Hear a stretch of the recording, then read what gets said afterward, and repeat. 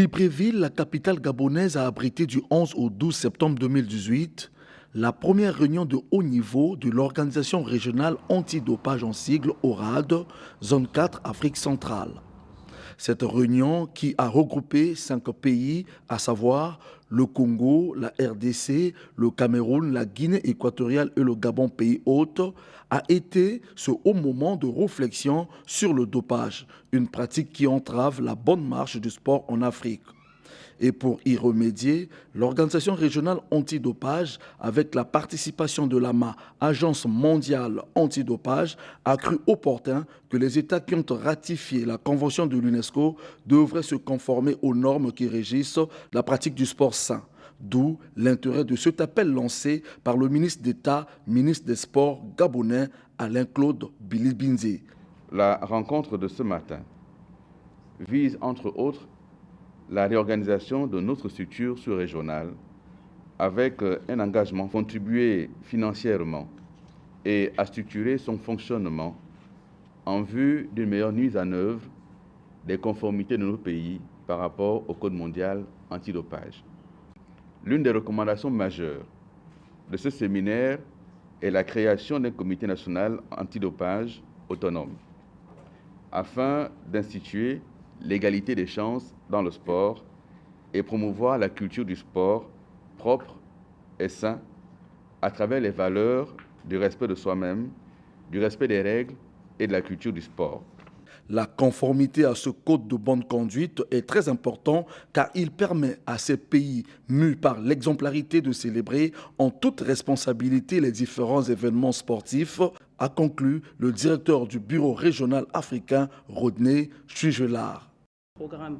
As the World Anti-Doping Tous les gouvernements qui sont ici, au fait, ils ont ratifié la convention de l'UNESCO contre le dopage. Ils sont obligés d'implémenter le Code mondial antidopage. De même aussi pour le mouvement olympique, à cause du charte olympique, ils sont aussi obligés d'implémenter le Code mondial antidopage. Et l'ORAD, en mettant ensemble les pays, ce programme a été fait de façon pour leur permettre aussi d'implémenter le Code mondial antidopage avec les programmes mis en place. On espère qu'avec cette réunion, les pays de l'Afrique centrale vont travailler en allant de l'avant pour implémenter les programmes en ce qui concerne le Code.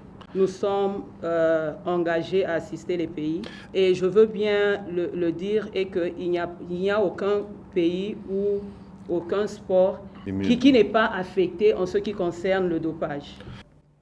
Les 5 pays d'Afrique centrale qui ont participé à cette réunion ont pris l'engagement de mettre en commun leurs ressources pour lutter contre ce mal. Alors, les conclusions au niveau technique de ce que nous avons vu, c'est que la plupart des participants sont fortement engagés dans les actions qui vont permettre d'abord de redynamiser l'organisation régionale en elle-même, dont le siège, comme vous le savez, est fixé à Yaoundé au Cameroun.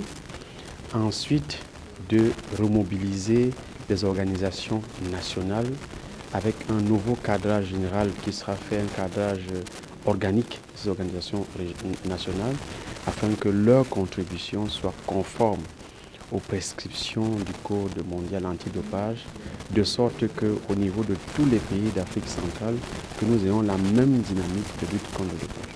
À cette grand-messe, le Congo a été représenté par le ministre des Sports et de l'Éducation physique Hugues Ngolondele. Auguste Etala, président du comité congolais de lutte anti-dopage, nous fait le point.